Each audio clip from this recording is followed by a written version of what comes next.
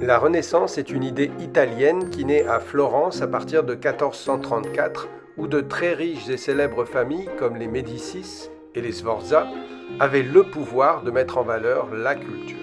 La Renaissance émerge au XVe siècle, de 1400 à 1500, on parle alors du Quattrocento, et évolue au XVIe siècle, de 1500 à 1600, le Cinquecento. C'est un mouvement intellectuel qui puise ses principes dans le christianisme et qui passe progressivement de l'idéologie de saint Augustin à celle de saint Thomas. Saint Augustin considérait que l'homme n'était que poussière et qu'il fallait entièrement se vouer à Dieu. Ce qui a aussi donné de très beaux bas-reliefs dans la période romane, avec par exemple des figures très stylisées, très graphiques, mais qui se ressemblent. Elles sont isomorphes, parce que l'objectif n'est pas au portrait, mais à l'introspection et à la prière. On va ensuite progressivement adopter l'idéologie de saint Thomas, qui explique que le monde est beau, que l'homme est intelligent, et qu'il faut mettre cette beauté du monde et l'intelligence de l'homme au service de Dieu. La Renaissance est donc une période qui s'inscrit dans un système de pensée humaniste et catholique, qui va aussi valoriser les études philosophiques et littéraires qu'on appelait les humanités. Piero della Francesca publie un traité sur la perspective en 1468.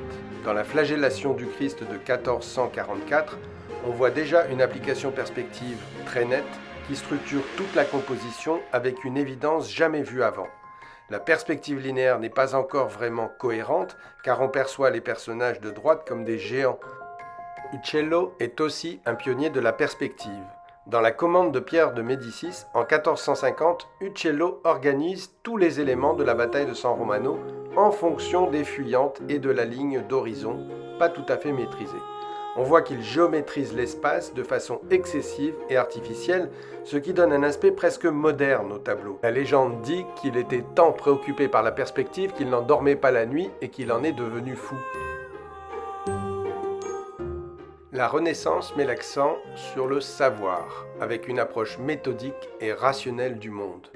Alberti et Brunelleschi, sculpteurs, peintres et architectes, construisirent ensemble des boîtes optiques appelées camera obscura, qui vont les aider à placer des personnages dans un espace tangible et à créer une illusion de la réalité dans un espace donné, sur une surface plane, la perspective linéaire. Le bas-relief de Donatello, le Festin d'Hérode, qui est au Palais des Beaux-Arts de Lille, s'inspire de la statuaire antique, mais aussi de modèles vivants et de l'étude de dissections qui ont été interdites jusqu'au milieu du XVIe siècle, mais tolérées à partir du XIIIe. Ces études vont permettre d'expliquer la morphologie et le fonctionnement du corps humain. Les planches de Léonard de Vinci, exceptionnelles et très explicites, vont largement y contribuer. La Renaissance va élaborer un idéal de beauté, la sprezzatura, c'est-à-dire la grâce, largement inspirée par la statuaire antique et l'humanisme. Le peintre Raphaël, particulièrement séduisant, brillant, raffiné, modeste, humain, honnête, correspond parfaitement à cet idéal. Idéal formel, artistique et social, synthèse d'élégance, d'art et de vie. Il a un très grand atelier, une immense activité, des revenus considérables. Ses élèves exécutaient la presque totalité de ses œuvres. Raphaël n'intervenait que s'il le jugeait nécessaire. L'école d'Athènes, grande fresque du Vatican de 7,72 m, montre à quel point l'homme occupe une place centrale, dans une très belle mise en scène du corps et de l'esprit, organisée entre deux grands philosophes du monde classique, Platon qui pointe le doigt vers le ciel, les dieux, les idées, l'abstraction, tandis qu'Aristote montre le sol, la réalité sensible, la terre, la matière, le monde concret. Par la représentation des corps d'une multitude d'érudits, l'œuvre met l'accent sur la matérialité du monde, mais donne surtout une part belle à l'intelligence de l'homme. Michel-Ange est à la fois sculpteur, peintre, architecte et poète. Son œuvre est démesurée. Le David est un chef-d'œuvre incontournable de la Haute Renaissance. De cet énorme bloc de marbre de Carrare, laissé à l'abandon après l'échec de deux sculpteurs précédents, Michel-Ange va réussir en 2 ans à tirer parti de l'étroitesse du bloc et à contourner ses défauts. Une brèche dans laquelle il va creuser l'espace entre le bras droit et le torse. David est représenté avec une fronde juste avant son combat contre le géant Goliath. La pose superbe a fait l'admiration de tous et va devenir le symbole de la liberté et de l'indépendance liée à la ville de Florence. Les sculptures du tombeau du pape Jules II semblent inachevées, mais sont considérées comme une valeur positive de modernité et scénographient l'espace vers l'admirable David. La chapelle Sixtine, 300 dessins préparatoires et 4 années de travail guidés par sa foi religieuse intense et par son admiration de l'Antiquité. Bien que la réalisation eût été très physique, Michel-Ange dira « On peint avec son cerveau, pas avec ses mains ». La scène de la création d'Adam dans la partie centrale de la voûte de la chapelle mesure 5,70 m par 2,80 m. Cette fresque majeure de la Renaissance est la 4e sur une série de 9. Dieu le Père traverse les cieux pour transmettre du bout du doigt un courant divin au corps d'Adam et lui donner vie et esprit.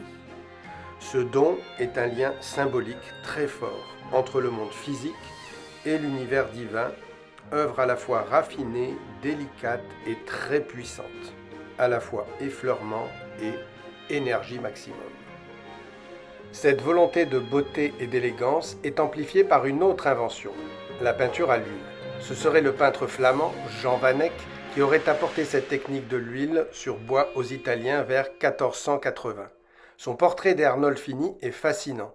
Cette technique à l'huile faite de glacis permet des transparences, des nuances, du modelé, à la différence de la tempera, peinture à l'œuf, qui est moins vive, moins intense, appelée à fresco, c'est-à-dire peinte sur enduit frais, ce qui a donné l'appellation fresque. Les fresques de l'école d'Athènes et celles de la chapelle Sixtine sont bien différentes techniquement de la peinture à l'huile. Miroirs et lentilles ont subjugué Jean Van Eyck par leurs effets produits. La précision des valeurs, des couleurs et de la perspective du lustre, peint sans ébauche ni dessin préparatoire alors qu'il a une forme très complexe avec des raccourcis, est stupéfiante.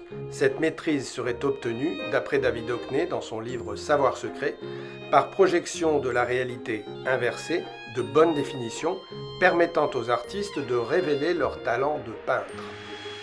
Vinci, dans sa volonté constante de faire progresser son savoir artistique, va adopter la technique de la peinture à l'huile et innover. Si la Joconde a une telle notoriété, c'est pour plusieurs raisons. C'est l'une des toutes premières peintures à l'huile, avec des glacis exceptionnels, du modelé, un léger clair-obscur, un sous-mato, c'est-à-dire des contours flous, une légère brume qui donne une respiration au modèle. Il invente aussi la perspective aérienne pour creuser l'espace et la perspective atmosphérique, les couleurs chaudes avancent. La technique aide à l'expression physique du corps, mais aussi psychologique. Le visage est le support privilégié de l'âme. Le sourire évoque la grâce et les yeux sont la fenêtre du corps, disait Vinci, mais aussi la principale voie par où notre intellect peut apprécier l'œuvre infinie de la nature. La Renaissance se caractérise par une multitude de découvertes, mais surtout par un questionnement auquel la nature humaine participe. Les grands esprits s'expriment par l'art, mais butent malgré tout sur les mystères de notre origine et de notre destinée. Le Saint Jean-Baptiste de Vinci pointe l'infini qu'il questionne, éternel point d'interrogation de l'énigme de la création.